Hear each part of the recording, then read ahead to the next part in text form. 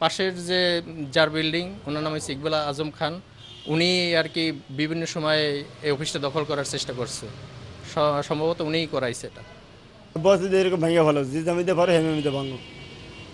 বসে দেখ কিছু থাকবো না, শুধু ফলটা থাকবো আর কিছু থাকবো না, এরকম কথা বলছে যে আর কিছু থাকবো সব ভেঙে ভালো।